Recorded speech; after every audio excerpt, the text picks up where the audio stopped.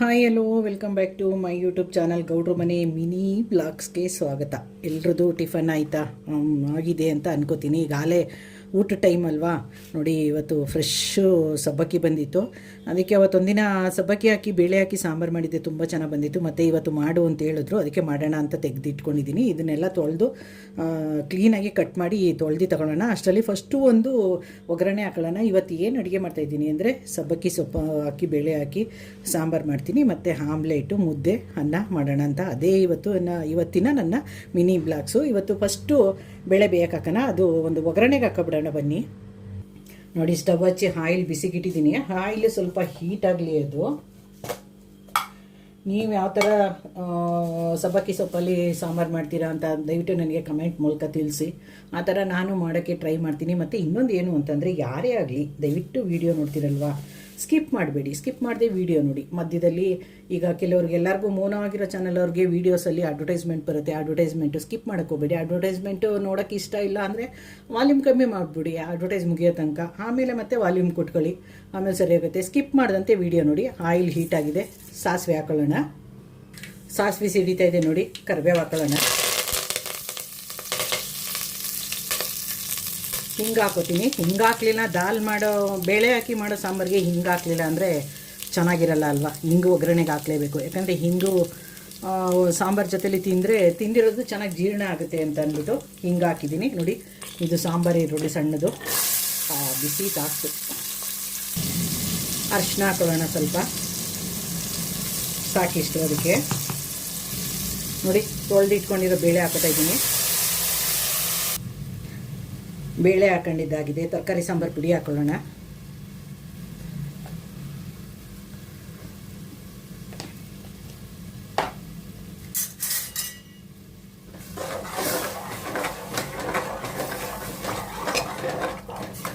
ಸ್ವಲ್ಪ ನೀರು ಹಾಕೊಳ್ಳೋಣ. ಬೇಳೆ ಹಾಕಿರೋದ್ರಿಂದ ಬೇಳೆ ಬೇಯಬೇಕಲ್ವಾ, ಅದಕ್ಕೆ ನೀರು ಹಾಕೊಳ್ಳೋಣ ಸ್ವಲ್ಪ. ಏನಕ್ಕೆ ಅಂತಂದರೆ ಸೊಪ್ಪು ಕಟ್ ಮಾಡಿ ತೊಳ್ಕೊಳ್ಳೋ ಅಷ್ಟರಲ್ಲಿ ಬೇಳೆ ಬೇಯ್ತಾ ಇರುತ್ತಲ್ವ, ಅದಕ್ಕೆ ಸ್ವಲ್ಪ ನೀರು ಹಾಕೊಳ್ಳೋದು. ಇವಾಗ ಇದು ಬೇಳೆ ಬೇಯಲಿ, ಸ್ವಲ್ಪ ಸೊಪ್ಪು ಕಟ್ ಮಾಡಿ ತೊಳ್ಕೊಬಂದ್ಬಿಡೋಣ. ನೋಡಿ, ಬೇಳೆ ಬೇಯ್ತಾ ಇದೆ, ಅದು ಬೇಯಲಿ. ಅದು ಅಷ್ಟರಲ್ಲಿ ಸೊಪ್ಪೆಲ್ಲ ಕ್ಲೀನ್ ಮಾಡ್ತೀನಿ ಅಂತ ಹೇಳಿದ್ದೀನಲ್ಲ, ಕ್ಲೀನ್ ಮಾಡ್ಕೊಂಡಿದ್ದಾಗಿದೆ. ಸೊಪ್ಪು ಹಾಕೊಂಬಿಡೋಣ ಇದಕ್ಕೆ. ಈಗ ಇದು ಸೊಪ್ಪು ಸ್ವಲ್ಪ ಬೇಯ್ತಾ ಇರಲಿ. ಅಷ್ಟರಲ್ಲಿ ಒಂದು ಟೊಮೊಟೊ ಮತ್ತು ಒಂದು ತೆಂಗಿನಕಾಯಿ ರುಬ್ಕೊಂಡ್ಬಂದ್ಬಿಡ್ತೀನಿ ನಾನು. ನೋಡಿದ್ರ ಬೇಳೆ ಸೊಪ್ಪು ಎಲ್ಲ ಎಷ್ಟು ಬೆಂದಿದೆ. ರುಬ್ಕೊಂಡಿರೋ ತೆಂಗಿನಕಾಯಿ ಹಾಕೋಬಿಡೋಣ. ಇನ್ನೊಂದು ಸ್ವಲ್ಪ ನೀರು ಹಾಕೋತೀನಿ ನಾನು.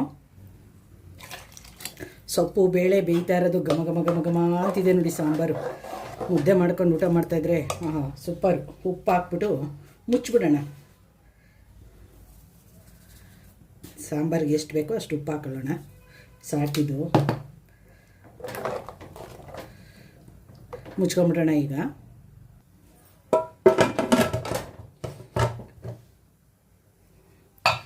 ಎರಡು ವಿಷಲ್ ಬಂದರೆ ಸಾಂಬಾರು ರೆಡಿ ಆಗುತ್ತೆ. ಅಕ್ಕಿ ತೊಳೆದು ಅನ್ನಕ್ಕೂ ಇಟ್ಕೊಬಿಡೋಣ. ಈಗ ಆ ಕಡೆ ಸ್ಟವ್ ಖಾಲಿ ಇದೆಯಾ ಅಲ್ವಾ. ಅಕ್ಕಿ ತೊಳೆದು ರೆಡಿಯಾಗಿದೆ ನೋಡಿ. ತೊಳೆದು ರೆಡಿ ಮಾಡ್ಕೊಂಡಿದ್ದೀನಿ ನಾನು. ನಾನೇನು ಅಳತೆ ಮಾಡಿ ಅನ್ನಕ್ಕೆ ನೀರು ಹಾಕೋಕ್ಕೆ ಹೋಗಲ್ಲ. ಅಂದರೆ ಕಣ್ಣು ಅಳತೆಲ್ಲ ಹಾಕ್ತಾರೆ ಅಂತಾರಲ್ಲ, ಆ ಥರ ಹಾಕೋದು. ಈಗ ಕುಕ್ಕರ್ ಮುಚ್ಚಿಬಿಟ್ಟು ಇದನ್ನು ಒಂದು 5 ನಿಮಿಷ ಏನು ಮಾಡಬೇಕು ಅಂದರೆ ಅಕ್ಕಿ ನೆನೆಯಕ್ಕೆ ಇಡಬೇಕು. ಅದನ್ನು ನೆನೆಯಕ್ಕೆ ಇಟ್ಬಿಡೋಣ. ಅದ್ರ ಪಾಡಿಗೆ ಅದು ನೆನೀಲಿ. ಅದು ಮುಚ್ಚಿಟ್ಬಿಡೋಣ ಕುಕ್ಕರ್ನ. ಸಾಂಬಾರಾಗಿ ಮತ್ತು ಅನ್ನ ಒಂದು 5 ನಿಮಿಷ ಅಕ್ಕಿ ನೆಂದು ಅನ್ನ ಆಗೋಷ್ಟರಲ್ಲಿ ಆಮ್ಲೆಟಿಗೆ ರೆಡಿ ಮಾಡ್ಕೊಳ್ಳೋಣ. ಅದಕ್ಕೆ ಈರುಳ್ಳಿ, ಹಸಿಮೆಣಸಿನಕಾಯಿ, ಕೊತ್ತಂಬರಿ ಸೊಪ್ಪು ಎಲ್ಲ ಕಟ್ ಮಾಡ್ಕೋಬೇಕಲ್ವ. ಎಲ್ಲ ಕಟ್ ಮಾಡ್ಕೊಳ್ಳೋಣ ಬನ್ನಿ. ಸಾಂಬಾರು ವಿಷಲ್ ಬಂದೇ ಇರುತ್ತೆ ನೋಡಿ.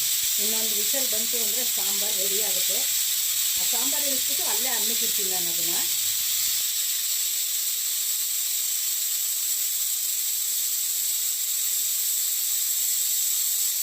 ಕುಕ್ಕರ್ ವಿಷಲ್ ಬಂದಾಗಿದೆ. ಇಳಿಸ್ಕೊಂಬಿಡೋಣ ಕುಕ್ಕರ್ನ. ಸಾಕಿದು ಬಂದಿರೋದು.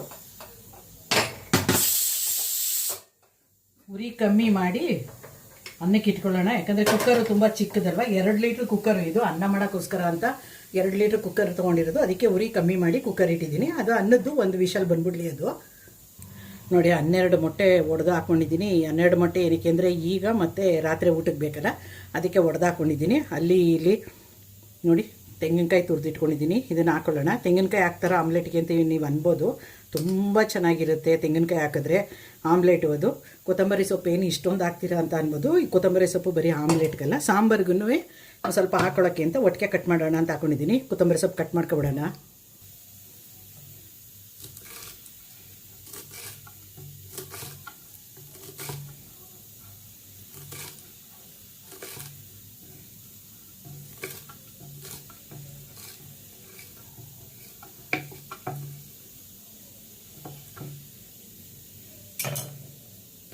ಕೊತ್ತಂಬರಿ ಸೊಪ್ಪು ಕಟ್ ಮಾಡಿದ್ದಾಗಿದೆ ನೋಡಿ. ಇದರಲ್ಲಿ ಸ್ವಲ್ಪ ಆಮ್ಲೆಟ್ಗೆ ಹಾಕೊಬಿಡೋಣ.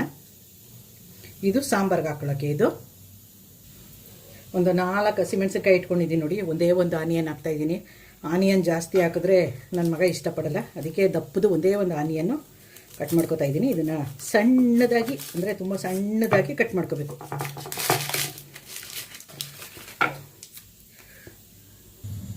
ನೋಡಿ ಸಣ್ಣದಾಗಿ ಕಟ್ ಮಾಡ್ಕೊಂಡಿದ್ದಾಗಿದೆ ಈರುಳ್ಳಿ.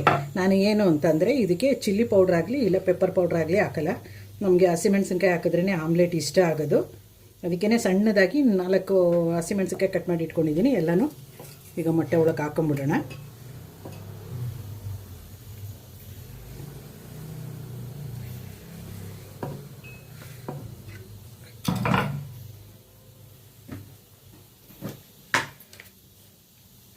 ಉಪ್ಪು ಹಾಕೊಳ್ಳೋಣ. ಉಪ್ಪು ಮಾತ್ರ ಸ್ವಲ್ಪನೇ ಹಾಕಬೇಕು, ಯಾಕಂದರೆ ಆಮ್ಲೆಟ್ಗೆ ಉಪ್ಪು ಜಾಸ್ತಿ ಆಗ್ಬಿಟ್ರೆ ತಿನ್ನೋಕ್ಕಾಗಲ್ಲ. ಅದಕ್ಕೆ ಈಗ ಅದನ್ನು ಮಿಕ್ಸ್ ಮಾಡ್ಕೊಂಬಿಡೋಣ ನೀಟಾಗಿ. ನೋಡಿ ನಾನೊಂದು ಬೀಟರಿಂದ ಕ್ಲೀನಾಗಿ ಬೀಟ್ ಮಾಡ್ಕೊಂಬಿಡ್ತೀನಿ. ಅದನ್ನು ಎಲ್ಲ ಚೆನ್ನಾಗಿ ಮಿಕ್ಸ್ ಮಾಡ್ಕೊಂಡಿದ್ದೀನಿ ನೋಡಿ. ಈಗೇನು ಅಂದರೆ ಊಟಕ್ಕೆ ಕೂತ್ಕೊಂಡಾಗ ಬಿಸಿ ಬಿಸಿ ಆಮ್ಲೆಟ್ ಮಾಡ್ಕೋಬೇಕು. ಮಿಕ್ಸ್ ಆಗಿದೆ. ಈಗ ಇಟ್ಬಿಡೋಣ ಇದನ್ನು ಒಂದು ಕಡೆಗೆ. ಅನ್ನ ಇನ್ನೂ ವಿಷಲ್ ಬಂದಿಲ್ಲ. ಅನ್ನ ವಿಷಲ್ ಬಂದ್ಬಿಡ್ಲಿ. ಅದು ಊಟ ಅಂತ ಮಾಡಬೇಕಾದ್ರೆ ಸೌತೆಕಾಯಿ ಇದ್ರೆ ಚಂದ ಅಲ್ವಾ. ಮಧ್ಯದಲ್ಲಿ ಸೌತೆಕಾಯಿ ತಿಂತಾಯಿದ್ರೆ ತಿಂದದ್ದು ಜೀರ್ಣ ಆಗುತ್ತೆ ಅಂದ್ಬಿಟ್ಟು ಸೌತೆಕಾಯಿನೂ ಹುರಿದು ರೆಡಿ ಒರೆದು ರೆಡಿ ಮಾಡಿ ಇಟ್ಕೊಂಬಿಡೋಣ. ಅನ್ನ ವಿಷಲ್ ಬಂದಮೇಲೆ ಏನು ಮಾಡಬೇಕು ಅಂದರೆ ಮುದ್ದೆ ಮಾಡ್ಕೋಬೇಕು. ಅಷ್ಟರಲ್ಲಿ ಸೌತೆಕಾಯಿ ಎಲ್ಲನೂ ಕ್ಲೀನಾಗಿ ಅದ್ರದ್ದು ಕಹಿ ತೆಗೆದು ಒರೆದು ಕಟ್ ಮಾಡಿ ಇಟ್ಕೊಂಬಿಡೋಣ. ಇದನ್ನು ನೋಡಿ ಏನಂತ ಕಹಿ ಇಲ್ಲ ಅದರಲ್ಲಿ.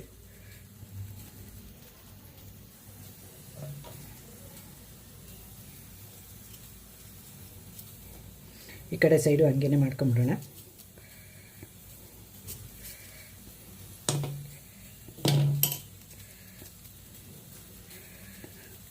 ಕೆಲವು ಸೌತೆಕಾಯಿನಲ್ಲಿ ತುಂಬ ಕಹಿ ಬರುತ್ತೆ, ಅದು ತಿನ್ನೋಕ್ಕಾಗಲ್ಲ, ಆ ಥರ ಇರುತ್ತೆ. ಇದರಲ್ಲೇನು ಅಷ್ಟು ಇಲ್ಲ. ಇದು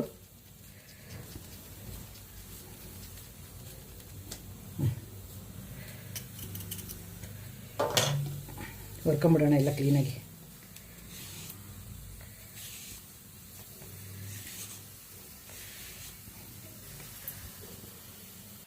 ಅನ್ನ ವಿಷಲ್ ಬಂತು ನೋಡಿ.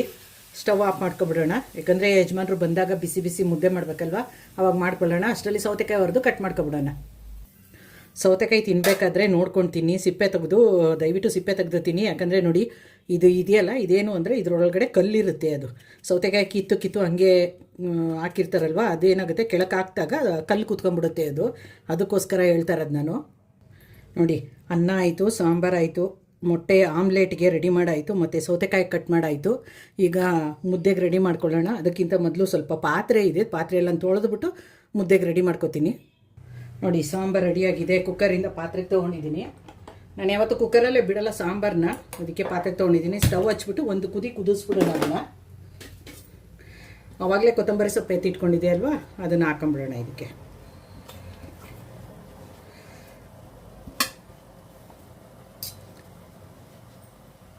ಅದು ಒಂದು ಕುದಿ ಬರಲಿ. ಅಷ್ಟರಲ್ಲಿ ನಾನು ಒಂದಷ್ಟು ಪಾತ್ರೆ ತೊಳ್ಕೊಂಡ್ಬಿಡ್ತೀನಿ.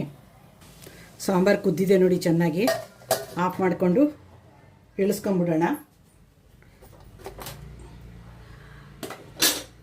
ಇಳಿಸಿದ್ಮೇಲೆ ಏನು ಮಾಡ್ತೀನಿ ಅಂತಂದರೆ, ಅದು ಒಗ್ಗರಣೆಗೆ ಹಾಕಿದಾಗ ಆಯಿಲೆಲ್ಲ ಹಾರಿರುತ್ತಲ್ವ, ಅದಕ್ಕೆ ಒಂದು ಸತಿ ಏನು ಮಾಡ್ತೀನಿ ಒರೆಸ್ಕೊಂಬಿಡ್ತೀನಿ.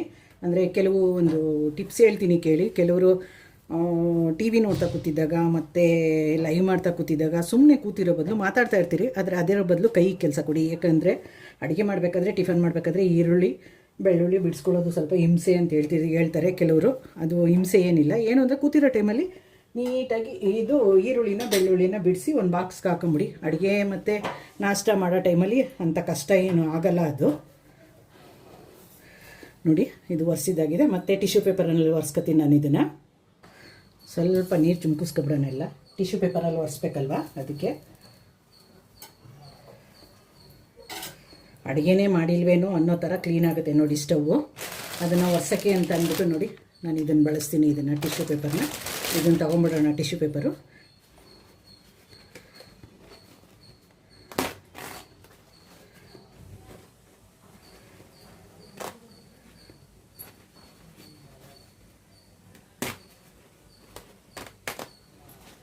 ಒರೆಸ್ಕೊಳ್ಳೋಣ ಈಗ ಕ್ಲೀನಾಗಿ.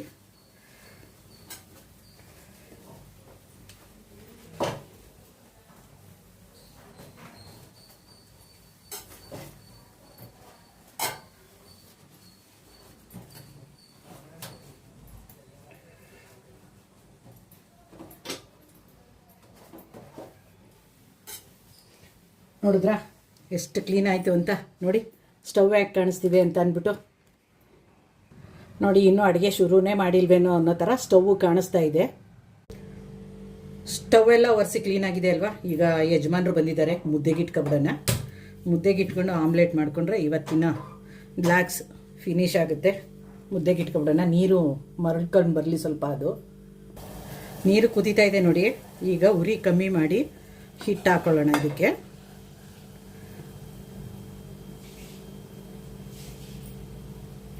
ಸಾಕು, ಬೇಕಿದ್ದರೆ ಆಮೇಲೆ ಬೇಕಾದ್ರೆ ಹಾಕೊಳ್ಳೋಣ. ಇವಾಗ ಏನು ಮಾಡಬೇಕು ಮತ್ತೆ ಅಂತಂದರೆ ಉರಿ ಎತ್ತಬೇಕು. ಅದನ್ನು ಸ್ಟವ್ದು ಉರಿ ಜಾಸ್ತಿ ಮಾಡಬೇಕು, ಯಾಕಂದರೆ ಅದು ನೀರು ಕುದ್ದಿ ಬಂದು ಪೂರ್ತಿ ಅದು ಹಿಟ್ಟನ್ನು ಮುಚ್ಕೋಬೇಕು.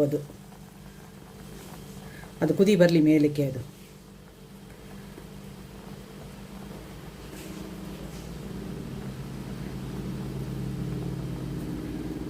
ಹಾಂ ನೋಡಿ, ಕುದಿ ಬಂದಿದೆ. ಕಡಿಮೆ ಹಾಕೊಳ್ಳೋಣ, ಬೇಯಲಿ 1-2 ನಿಮಿಷ. ಅದು ಮುದ್ದೆ ಬೆಂದಿದೆ, ತಿರ್ಕೊಂಬಿಡೋಣ.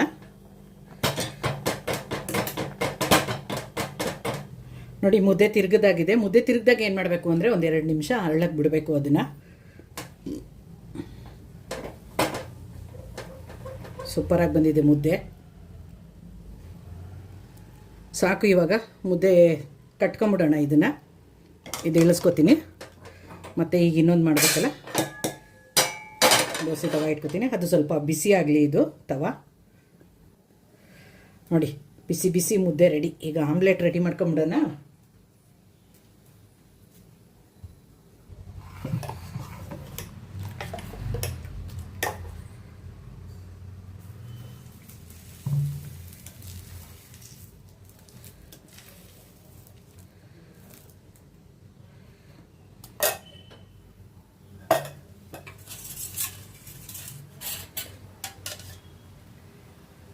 ಸ್ವಲ್ಪ ಆಯಿಲ್ ಹಾಕೋಣ ಅದಕ್ಕೆ.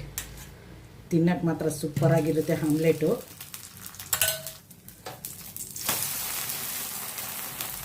ಘಮ ಘಮ ಘಮ ಘಮ ಅಂತಿದೆ ಆಮ್ಲೆಟ್.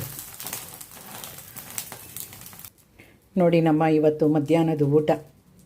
ಯಾರೆಲ್ಲ ನನ್ನ ವಿಡಿಯೋ ನೋಡ್ತೀರಾ ಲೈಕ್ ಮಾಡಿ, ಶೇರ್ ಮಾಡಿ, ಕಮೆಂಟ್ ಮಾಡಿ, ಸಬ್ಸ್ಕ್ರೈಬ್ ಮಾಡ್ಕೊಳ್ಳೋದನ್ನು ಮರಿಬೇಡಿ. ಸಬ್ಸ್ಕ್ರೈಬ್ ಮಾಡಿದಾಗ ಹಾಲ್ ಅಂತ ಸೆಲೆಕ್ಟ್ ಮಾಡಿ.